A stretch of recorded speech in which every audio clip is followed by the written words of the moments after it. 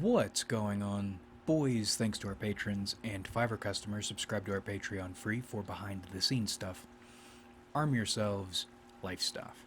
That sociopath woman and I started speaking again, and we are using this video to take stock.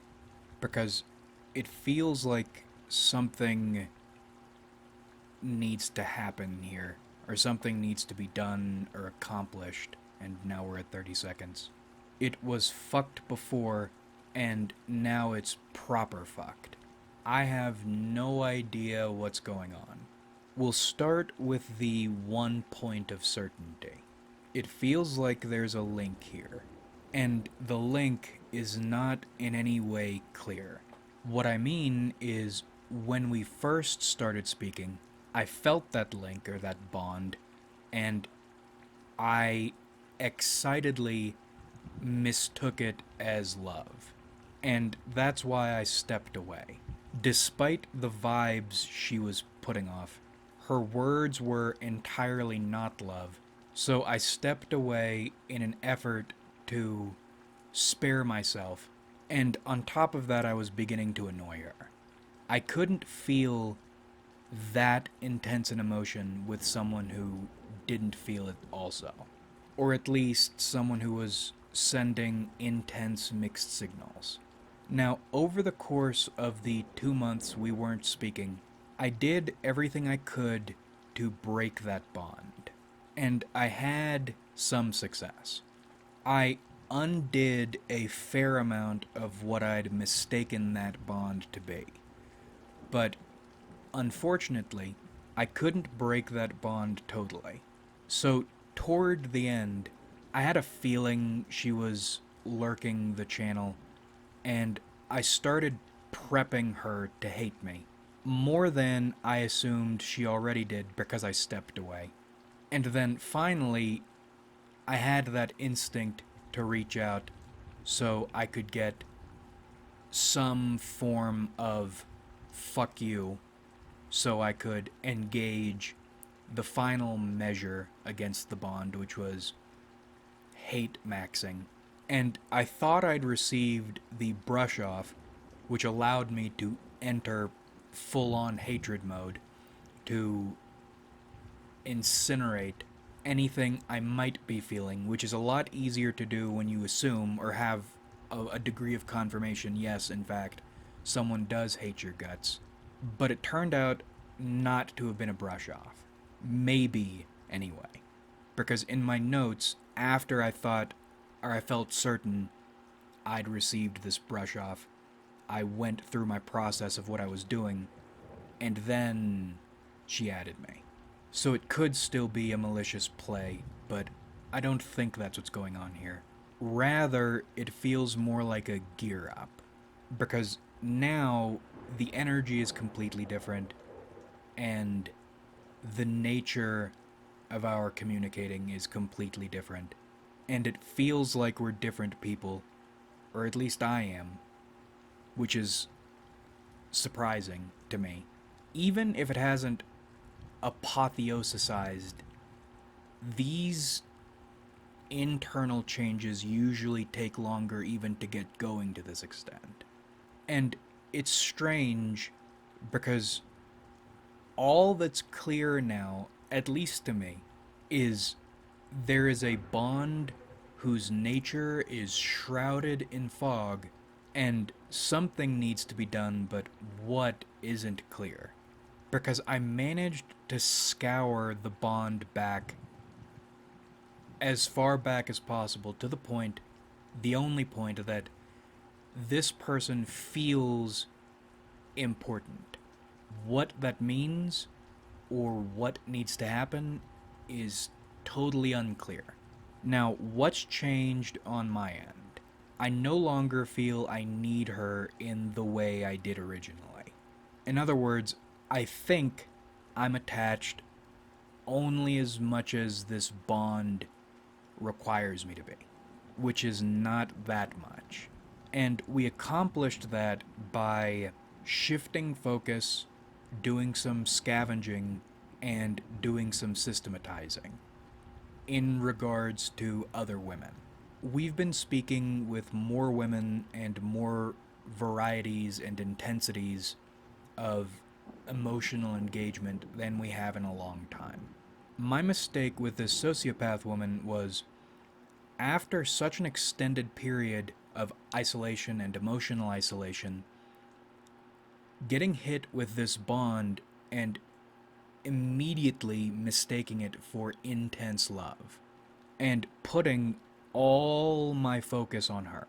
We went from one single prized product to within 2 months building a market. And that hasn't gone the way I thought it would. Not as clear as I wanted it to be. But we jury rigged a series of options of other women of other intensities and all levels of engagement. And I'm not talking like I've built a harem. Rather, in terms of women, we are back in the game. Because it feels like SMV is multiplicative. Or maybe exponential is the word I mean. In terms of basic woman engagement, if you can get a little, that can snowball into a lot. And the purpose of all this being twofold. One, so I'm not smothering her with my energy. There are other attention catches of varying levels. And then also in an arms race sort of way. From the beginning, she had a lot of options. And even if one of these options didn't view her as or feel her as this fucking Bond thing, she is pretty high level. And in that situation, you, as the singular focus person, have zero leverage. Because even when a well-meaning person thinks they have leverage over you, they will use it. And that's true of all situations. You never, ever want to be the one without leverage. I mean, it makes you easier to push around, but it also almost invites getting pushed around or having this lack of leverage held over your head. It's like syndrome. Nobody respects you until you are a potential threat. And the point here isn't to threaten, but rather to make visible the fact you aren't just some fucking guy. Your value in this big equation doesn't come strictly from their opinion of you. I won't be losing my mind if we have another scheduled maintenance period or something. Which that one wasn't completely scheduled. The knowledge that something like this was going to happen was in the picture, but it kicked off suddenly. Now it's not really a big deal because there are other women I can speak with or engage with, and there are now avenues through which I can find other women to speak with or engage with. The other thing that's changed is a willingness to play games, which I don't like, but I don't like it in the context of relationship building, but it's clear that is not what we're doing here. So my tolerance for it is a lot higher. As we said, I think 2 videos ago, we've developed a slight taste for games, which is sad, but this is life, and it could be a lot worse. The way my taste for games feels now, interacting with people, or at least women you are trying to get close with, no longer feels like acting like a normal person and getting to know one another and figuring out your interests, likes and dislikes, goals, all this shit. And it sucks that that's gone. Well, it's not totally gone, but it's not the way things work. Frustrating. Now it feels more like playing poker. Poker is still a social activity, but there are stakes, and you're playing against opponents, and the expectations, it's not about giving and receiving and deciding, Now it's about bluffing, revealing, reading or intuiting, observing, and calling out. And as I said, I have quickly developed a taste for that. I don't despise it. It's not my preference, but I can do it, and I'm sure the longer you engage this way, the more of a taste you develop for it, and the better you get at it. And in this card game, it's like a hero shooter. Men and women each have different skills they can use. It's not what I wanted, but I don't hate it. And if this is the way things need to be, and it seems like this is the way things need to be, because in dealing with these women these last few months, not one has been straightforward. Every single one plays poker. And this must be, or they must go into poker mode when there is interest involved. Because you can work with women. I work pretty much, well, no, not pretty much exclusively. Exclusively with women. And, I mean, they do play games, but it's not like this. And the sociopath woman, when we first started speaking, we were talking about how important trust is, and we did do a lot of trusting shit, but even then I knew she was playing games. And I, as a stubborn, dumb dude, refused to. And it seems like that's what a lot of dudes do. But I'm in, I have cards, I can play a little bit, and I don't completely hate it. But that's the other thing about this games shit. Your energy changes. Now you are no longer looking at these people as potential collaborators. You really are looking at them like opponents, and you aren't thinking of them as people. You are thinking of them as living obstacles. And what are you trying to win in this detached but intense way? Their attention and or favor, their desire. You're playing a game to decide who will desire who more. And you stop looking at people like people and start looking at them like puzzles and portfolios.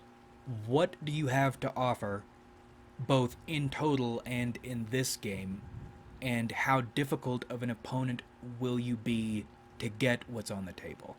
And that's another thing. It's not just desire, as in there can be tons of things on tons of levels on the table, and it's not an on-off thing. You can have, every game is different. Oh, and going back to the arms race thing for a moment, another thing you're doing with this is demonstrating the value of your attention. When you funnel all your attention into only one person, what you're doing is you're inflating the value of your attention. When you spread it out and show that people want it, you prove that you're valuable. That's why I still really wish that this could have gone smoother and better, but better than nothing. It doesn't hurt to be speaking with women on a completely non-sexual level, because what you're doing there is almost like taking some of that currency out of the market. So you might not be getting anything you want out of this woman, although that's not always a problem, which is a completely different conversation. That's a different game. You're practicing different things. But anyway, it doesn't hurt because now your attention is a little bit more valuable. It's sort of like that Patrice O'Neill joke about how a man's hobbies are women in his woman's eyes. That bitch Xbox taking up all his attention because his attention is valuable. It is catching on or in something. The reason I think it's most efficient to use women as attention catches is women seem to despise other women And I already knew women despised other women, but even more, first, well, you learn that when you get into nonprofits, you realize, or you hear women hate other women, and then you see other women work around other women, and you realize that they really do fucking hate one another. And then when man attention gets introduced to the picture, it goes to a level that's embarrassing. And you benefit from this hatred because at that point, you don't even really matter. It's more a matter of possession. Remember when people were shanking each other over Tickle Me Elmos? Your attention becomes a Tickle Me Elmo.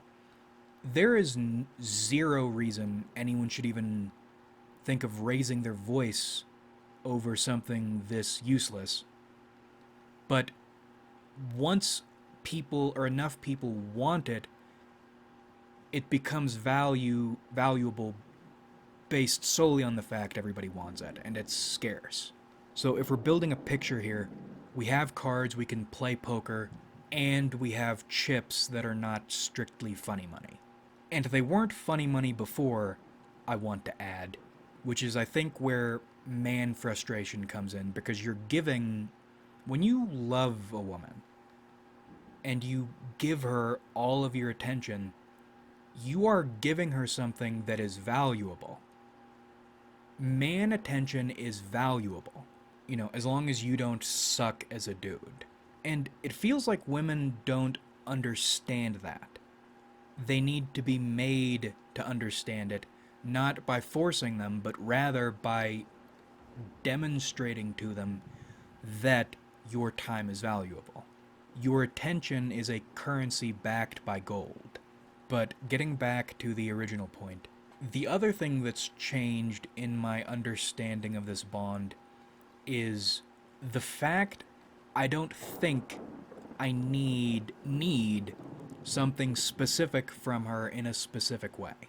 But that's where the fogginess and the opaqueness comes in.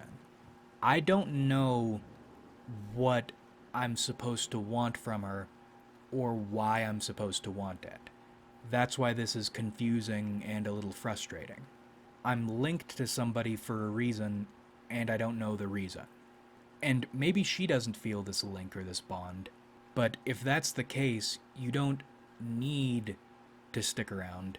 You can walk away, and that might kill the bond, or allow me to release the emergency brake on the hate solution and see if that'll kill it, but when I walked away, the bond wasn't broken. So it feels like we're in this weird state of not knowing what we're supposed to do with one another. We can't repeat what we did the first time because that didn't work. I devalued myself, made myself less valuable, and smothered her, and she can't do anything but play games, which, on one hand, considering her type, that's not her fault. On the other hand, I'm tired of giving INFJs excuses. Once you're aware of something, you make adjustments or make decisions. That's one of the things I admire in ENTJs. When you spike an ENTJ in their bullshit and you're right, they might not change immediately and they might not do what you think they should do, but there is a change because you have hit your mark. INFJs aren't like that. But actually, this is curious because what makes, or one of the things that makes this sociopath woman an anomaly among INFJs is she does have the capacity to change. But it seems like her capacity to change doesn't operate in the same way ENTJ's capacity to change operates. So maybe that's something I'll need to come to understand in our poker game. I'm not sure. But we can't repeat the process we had originally, in part because it seems like games are stuck on the table. And again, I've developed a taste for it, I can work with it, but games, at least from my side, are a mutual game was not what happened originally. This is some post-Eden shit. The original situation was much kinder and gentler and warmer, and it's not like that can't be approximated again, but there's no returning to that exactly as that. And I reiterate, I'm not sure what we're supposed to be doing, because in the absence, that nagging awareness of the absence would not go away. And now, although our connection is all weird and fucked up, that nagging problem sense has gone away. And none of that makes any sense. I'm sure there's a reason, but when you don't know the reason, it is baffling and a little frustrating. There are far worse people to be linked to, but I don't understand why I have this link to this person. What really sets them apart? Or what sets her apart? What is it? And although we haven't spoken extensively since we've gotten back into communication, on her side, her energy feels different. Originally, it was a hyper-intense push and pull. Now, the energy feels muted and the frustrated sort of confused. If I had to guess, and we're playing games, but going out on a limb using my intuition, it feels like she was expecting things to pick up right back where they left off, and that's not what happened. So she's detached from it the way I detached from it, but there's something nagging there. I could be wrong, I'm probably wrong, but my read is she wanted a lower intensity form of the status quo we established before, but that's not an option, and now there is also not a clear path forward. But I don't think I'm going anywhere this time. I think I'm equipped to keep myself afloat, and hopefully we'll be able to figure out what's happening and what we're supposed to do. I think I'm equipped in case this goes poorly as well now, and I could talk about this like it's an expression of trust or any other number of noble bullshit things. In reality, whatever happened here, whatever created this link, is like Pandora's box. I can't break my curiosity. I'm doing this because I need to know what this is. Especially considering how many positive or useful changes she's prompted me to make in my life.